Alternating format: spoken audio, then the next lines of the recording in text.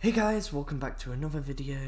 Today, today I'm gonna try and explain my schedule a bit. So as you can see, I'm doing two what ifs at the same time. So I'm gonna be switching between the two daily, but this one will be one part behind because I released two parts of the other one before I released the first part of this one. Anyway, I just want to tell you whether you like this or not. I'm actually bulk recording right now, so I won't be able to see your reaction to this till I've recorded like the fourth one, which is probably not good. But anyway, I just want to ask you to like and subscribe and comment. It helps my video greatly. I'm just trying to grow as a small channel, hit the certain subscriber thing, Anyway, I hope you enjoyed. Well, hope you will enjoy. So, sorry, I just had to take off my headphones. It helps me concentrate when I can hear my own voice. Anyway, so, Aizawa training arc.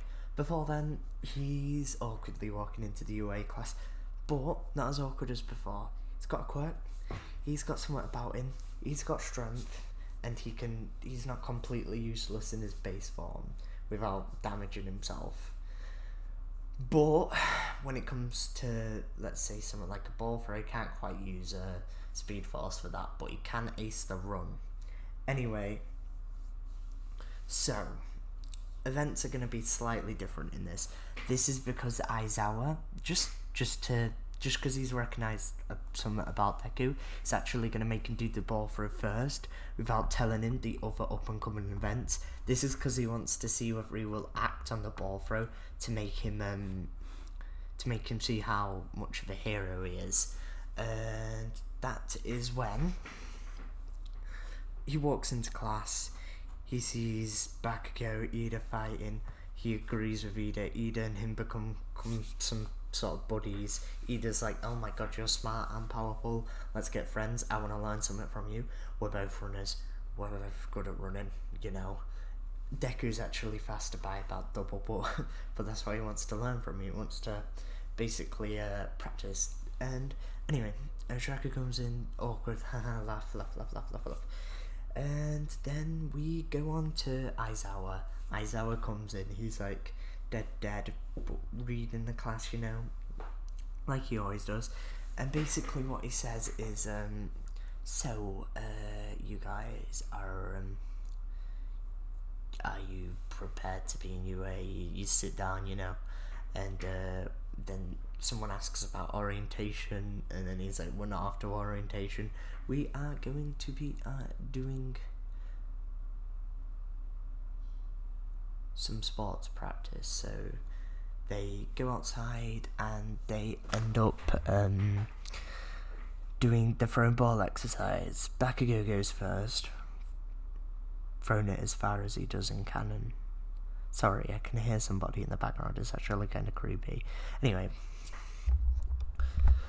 so Bakugo, he throws it like he does originally, getting it the same speed he does in canon.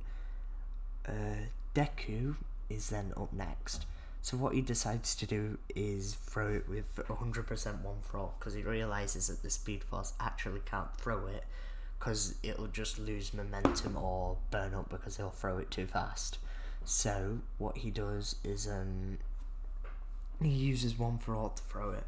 This causes some issues because Aizawa's like, no, using his quirk to stop his quirk. So then Deku thinks about the finger idea, letting it off his finger in the last second. This burns his whole finger for the rest of the exercises that he does. So he does the speed one, he absolutely smashes it. Does all the others, he smashes it with some sort, getting the highest in the class due to his throw, which is it's all good, but if you remembered, his finger was broken. That has actually ended up repairing itself, because one of the good things that comes with the speed force is sped up healing. Of course, you never got to see this when he got healed almost straight away after the broken arm, but since the broken finger's been left to last for about 10-15 minutes, it's actually healed a bit. Not fully, just a bit, but enough so Recovery Girl doesn't need to recover him. Aizawa notices this and kind of keeps it a secret. Deku notices this, hopes Aizawa doesn't notice, and since Aizawa doesn't make it obvious that he noticed, Deku doesn't think Aizawa noticed, Aizawa doesn't think Deku noticed. They both keep it a secret. This is because they don't fully know what it is yet, but they'll figure it out eventually. Of course we do, because 2020 is hindsight, and I'm also creating the powers and telling you them. Haha. Anyway, focus. Aizawa training arc. It goes smoothly, but of course Mineta comes last. Mineta gets saved. Let me explain why. I know we should probably take out Mineta, but I don't have any plans for him actually, so I guess we could take him out, but I want to see what you say in the comments, and I'm going to pretend like he's in for now, but I can easily just take him out. The reason I want to keep him in is because he's a capture hero. Aizawa kind of, like, he doesn't make it obvious, but he kind of understands that Midoriya's potential, not Midoriya, Mineta's potential with capturing heroes with his quite powerful quirk when it's used effectively. Of course, it didn't help him that much with the physical training, but he did see how he adapted, and he found it quite good, and he found him the weakest at the strongest, which is still strong, and decides to keep him in. Anyway, so we're on to the All Might training thing. All the teams are the same because no one's actually been kicked out, which causes issues because there's one big factor, and that's the fact Deku is now fast. So Deku actually decides to he keeps his speed force on, so he has quick reaction times and he can run fast straight away, but he doesn't run away from Ochaku because he realizes that teamwork's quite important. So anyway, Bakugo goes in with the sneak attack. Deku saves him without a scratch this time because of how fast he is. Bakugo then goes in with a right hook. Deku catches him and uses his speed force to slam into the ground extra hard. This actually really kind of messes up his back a bit. Not like breaks it or anything, but just it makes it hard for him to stand up, and gives him some sort of a concussion, which then leaves him open for Ochaku to hit him, float him in the air, and actually wrap him up with capture tape due to his disorientation. Bakugo is taken out. He is triggered because technically he thinks Deku took the weak way around it without fighting him face to face, which, to be fair, is pretty true. But anyway, let's go into the part where they look for Ida. Ida and Deku are both there, and because Deku is faster, he outruns Ida, and then ends up basically kind of like rugby tackling him to the floor.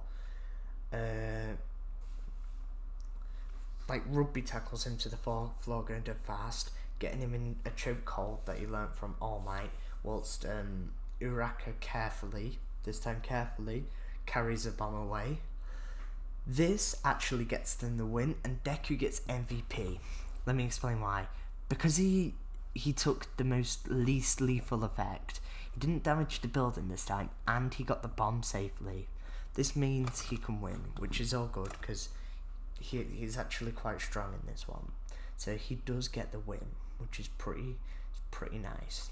And Ochaku, she's pretty less worn out from it, but she's still like a part of the team, so she's not completely useless. So she feels like she's helped.